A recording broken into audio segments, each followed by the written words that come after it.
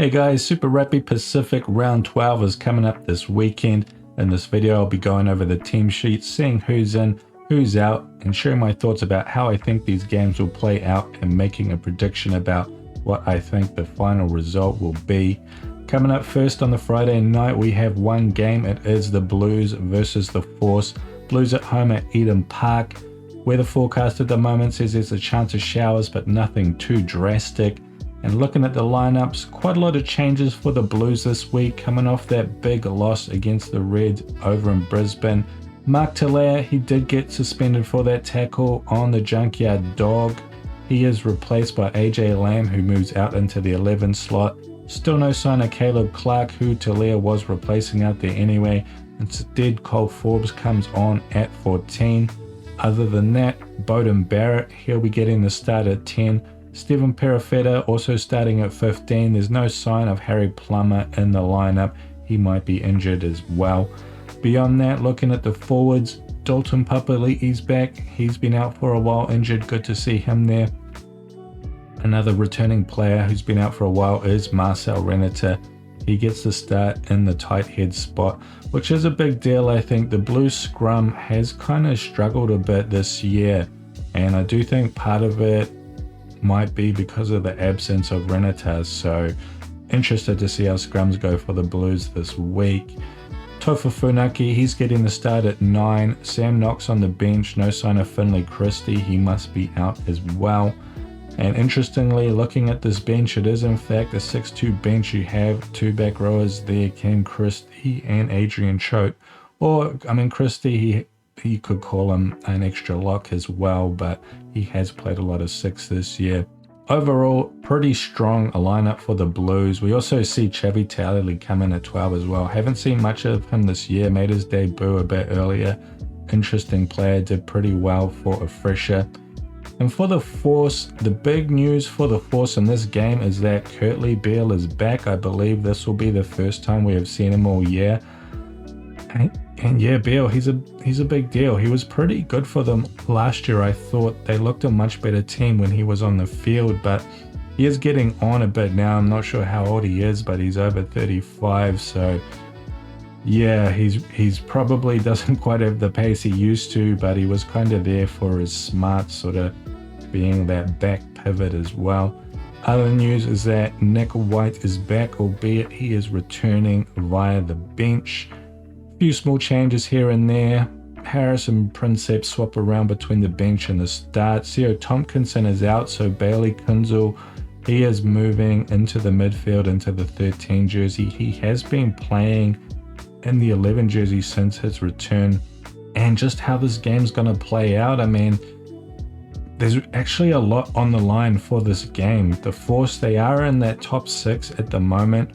And the Blues, I mean, felt like if they lost to the Reds last week, that was probably going to be it for their season. In reality, though, mathematically, it is not at all. They still have plenty of chance to get through to that top 6, despite being, I think, they're second from bottom on the table. But, oh no, actually, they might be third from bottom. I think the Highlanders are below them.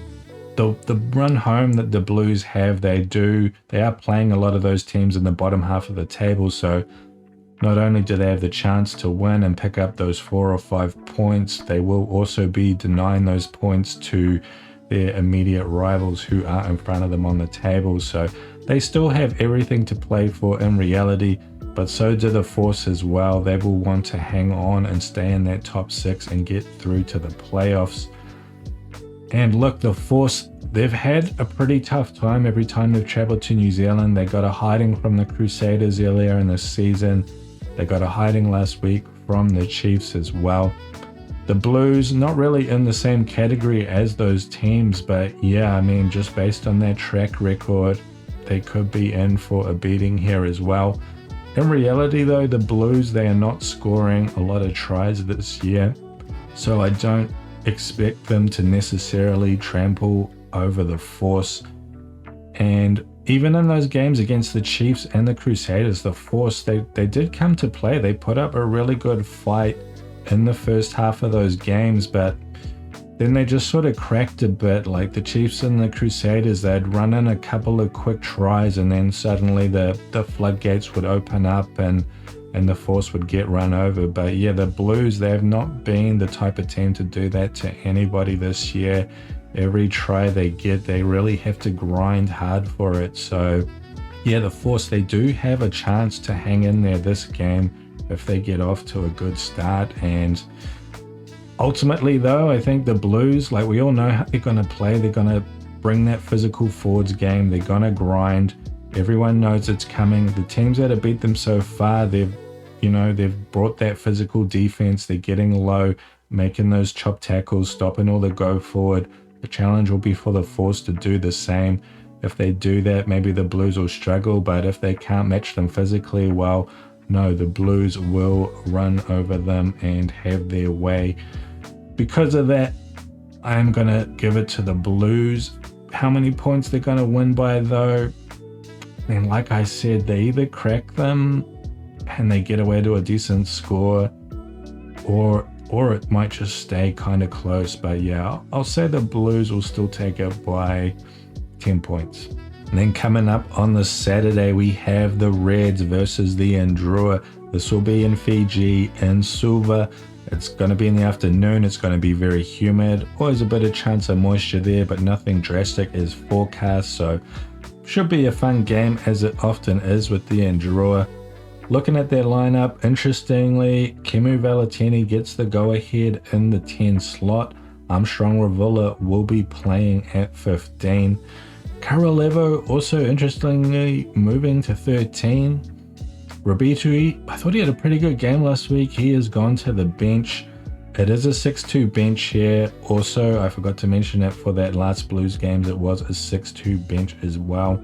And for the Reds, they're bringing a very strong team. They really haven't changed a lot from that dominant team against the Blues last week. We see Salakai Lotto, he's gone to the bench, but he's still there if they need him.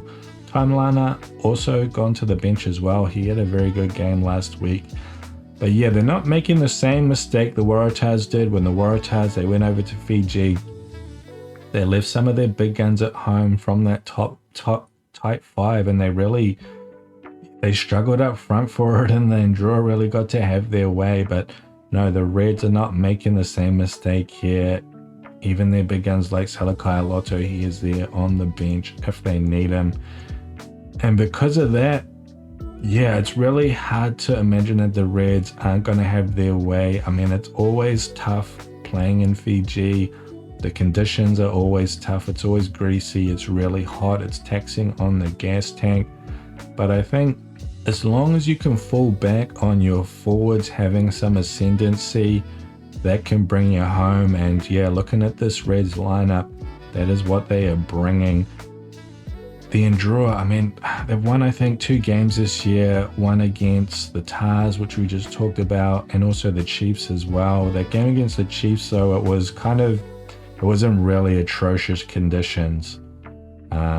So yeah, barring anything drastic like that happening, yeah, I think the Reds will be able to bring it home. They can do it with their forwards if they have to. If the game starts to get loose, like we know the Drua, they play very loose. Sometimes teams get sucked into this trap of playing that same style as the Drua because they're getting all this turnover ball. So they just rush it. They spread the ball themselves, trying to counterattack. That is the instinct these days. But then they turn the ball over themselves, and then the Drua get it, and then they're able to convert off of that. And yeah, you get these chaotic games that can go in the Drua's favor. But if you have that leadership on the field, you just slow it down. You rely on your forwards. You keep it a bit tighter, playing the tram lines. And then Drua, they give away so many penalties. If you just stay patient, they'll hand you the penalties. They'll hand it to you on a platter. You can play territory. You can play possession. And just be patient, and that'll bring you home. So really hard not to back the Reds for this game. I'm going to say they're going to take it by 12 points. Following that, on the Saturday night, we have what's probably going to be the game of the week, in my opinion. It's the Hurricanes versus the Chiefs at Sky Stadium in Wellington.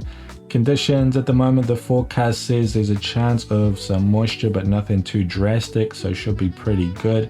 And looking at these lineups, for the Canes, we kind of got all the same players from last week, but there's just been a lot of shuffling between the starting and the bench positions. Amora and Lomax, they were on the bench last week. They're starting now. Same with Yose. He was on the bench. He gets to start. In the backs, everything is the same. Probably the most important thing to note with this Canes lineup is that Ruben Love is still starting at 10. Hohepa, he is on the bench. And with the Chiefs, kind of the same thing here. Like it's the same players, but there's just been a bit of shuffling between the bench and starting positions. And the Chiefs, I mean, they've done this all year, right from the start. They have not been afraid to shuffle that tight five a lot, and I think it's really worked well for them. Like, they're able to rely on these guys on the bench. They don't seem to lose a lot when they come on or when they have to start one over the other. Really impressive. Probably the biggest thing to note about this lineup is that there is still no Damian McKenzie. Also, Anton Leonard-Brown is missing. He started last week, went off injured. Apparently that injury, it's midterm length, whatever that means. I'm guessing means it's going to be a few weeks, but he's going to be back before the end of the season.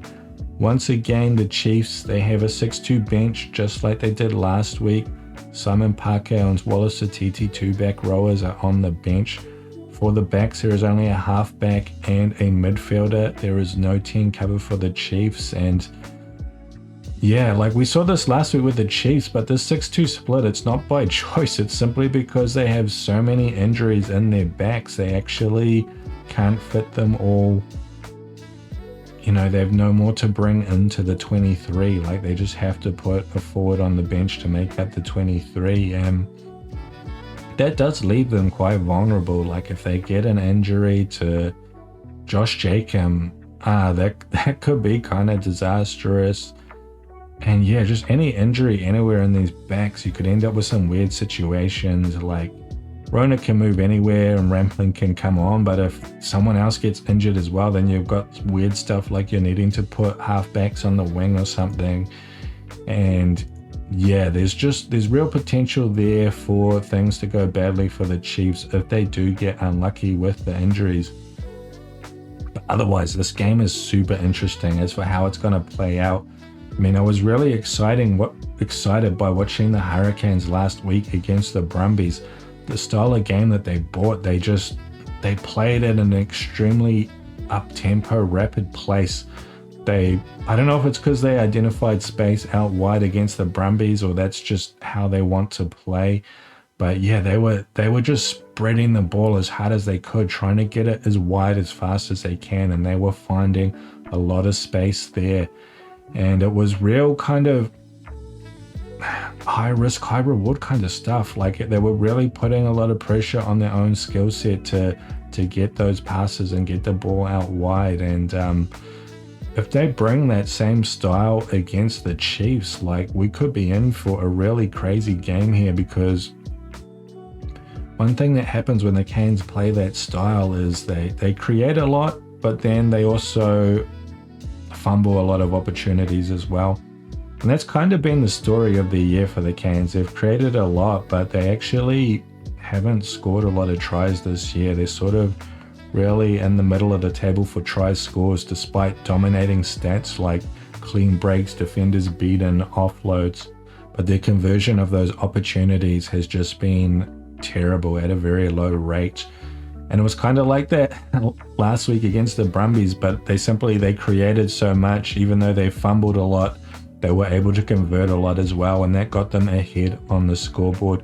But if they bring that style against the Chiefs, I mean, the Chiefs, they're a team who is able to punish you quite severely for any mistakes you make, for any fumbles you make. So I got a feeling this could be a bit of a shootout game, like a bit of a high-scoring game both ways. Maybe both teams able to put 30-plus points on each other if conditions are good anyway. I don't believe these teams have played this year. This is the first time they're playing, I'm pretty sure. The last time they would have played would have been in that semi-final last year where, I mean, the Canes, they looked so good last year going into that semi, but the Chiefs, like, they brought that rush defense and they really shut them down. And I kind of feel like that's what the Chiefs will do again this game. They would have looked at what the Canes did last week, just trying to move that ball quickly, already putting a lot of pressure on their own skill set to do that. And the Chiefs, they will just bring that rush defense like they did last year on those outside channels, on those pivot channels, and that extra bit of pressure you put on the skill set to make the pass, to move that ball quickly, that can cause you to make mistakes. And then the Chiefs, I mean, they've got guys who can really feed off those mistakes as well. But look, I mean, Clark Laidlaw, he's had a lot of time to think about that game. He was probably thinking about it from the end of last year's season to the start of this one. So he's probably got something planned. I mean, normally when you get that sort of rush defense pressure on your distribution channels, you got a few options. One of the obvious one is to look for the kick space. There usually is some space in behind those defenders. You can put that kick in, get your outsides to run onto it. That causes those defenders to hesitate because if they're worried about the kick option, they don't want to rush up as hard so they can be ready to turn and go back for the ball if it does get kicked. Another option as well is that you can just narrow up your attack as well. Instead of spreading it to those wide channels, if you just narrow it up, give your pivots more options. So you got your flat option, your back pivot, and then maybe an inside option as well. And that way, those rush defenders, when they come up, they actually have to make decisions. They can't just mark their guy and come up at him. They have to come up, and then they're in their eye line. They've got other pass options that they're thinking, well, wait, maybe I need to cover him or I need to cover him. And of course, the defense narrows as well. So you've got more defenders there, but then, you know, sometimes you'll get guys like they'll both come in on a guy that'll create space on either side of them for, you know, that inside runner. So yeah, that's something that can confuse a rush defense as well. But I don't expect the Canes to do that. They do love that high pace, wide, expansive game. That seems to be the DNA under Laidlaw.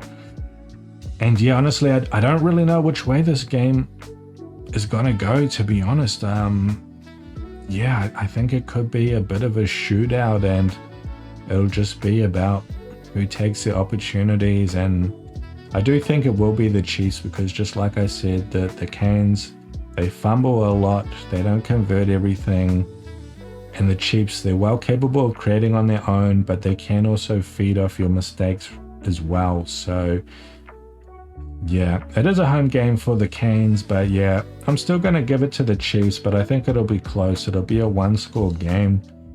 Might go down to the wire. I'm going to say Chiefs by 3 points.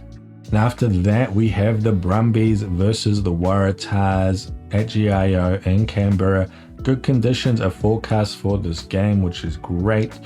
And looking at this Brumbies lineup, it is pretty much full strength. They've got some sort of fresher names on the bench on the front row here. They're also still missing Charlie Cale, but apart from that, yeah, pretty much full strength playing at home. And looking at the Waratahs, big news for the Waratahs is that Jake Gordon is back. He'll be starting in the 9 jersey. They've missed him for his leadership. Teddy Wilson, he's been a pretty good fill-in though, so it is a boon for them, but yeah, maybe not as much as you would hope. Still no sign of Dave Porricky, who I think they do miss sorely.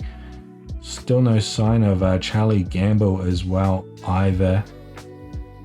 Apart from that, the big man Suali'i, he still starts at 15, so looking forward to him getting a go. And coming off the bye, I mean, the Waratahs, they should be pretty fresh, but yeah, I mean, these teams, they did play earlier in the year in Sydney, and it was a bit of an upset. The Waratahs did take the win, scraping ahead of the Brumbies. It was a one-score game. I think it was 28-24, something like that. Might not be the exact right score, but Yeah, the Brumbies, they're probably pretty eager for revenge, to be honest. They are at home. They are not going to want to lose to the Waratahs twice in one season. And to be honest, they really shouldn't. Looking at these lineups, they're at full strength pretty much. And the Waratahs, they're kind of still missing a couple of crucial guys. So no real excuses for the Brumbies here.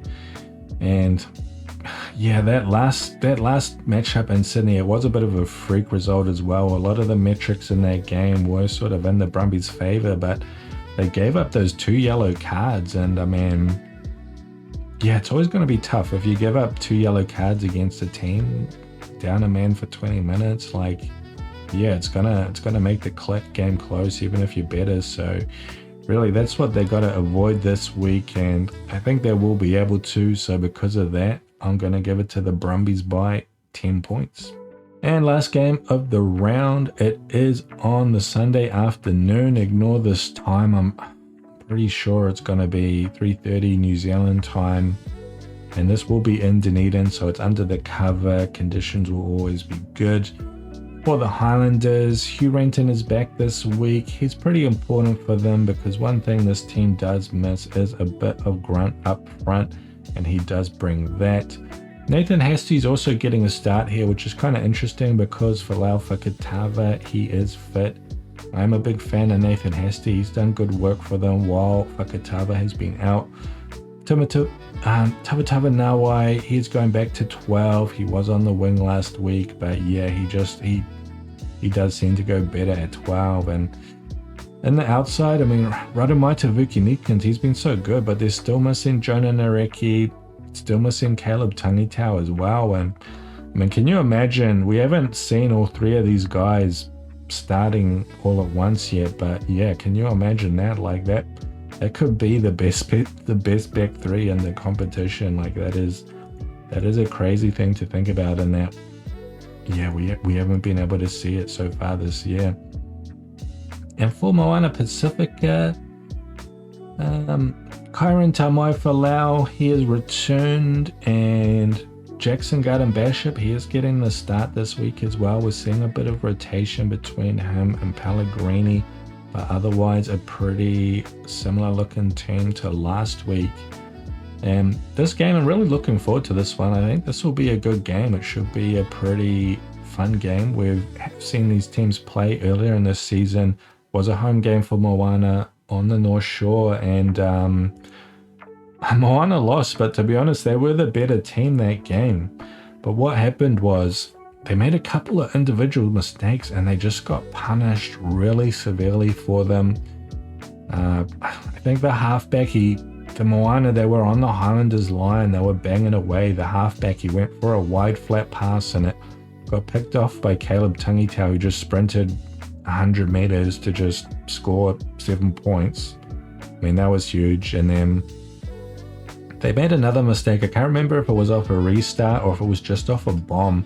Anyway, someone just fumbled a kick reception at the back, and then one of the Highlander chasers just came through, picked up the ball and ran under the post. So that was like 14 points right there. And yeah, that's what cost them the game. So it was kind of freakish, but that is kind of in the Highlanders' DNA at the moment. They really are opportunist team. Like, they don't get a lot of graft out of playing structured rugby. They try to, they don't go anywhere, but then, you know, the opposition makes a mistake and they pounce on it, and they kind of just survive off of the scraps. So that'll be the challenge for Moana this week, is to just go down there, play your structured game, just try to play tidy. Like, don't do anything sort of crazy or stupid, and you'll probably just find yourself getting the better of the exchanges and coming out on top. But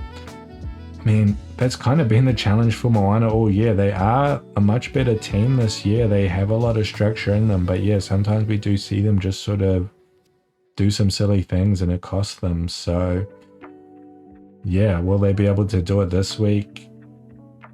I think so.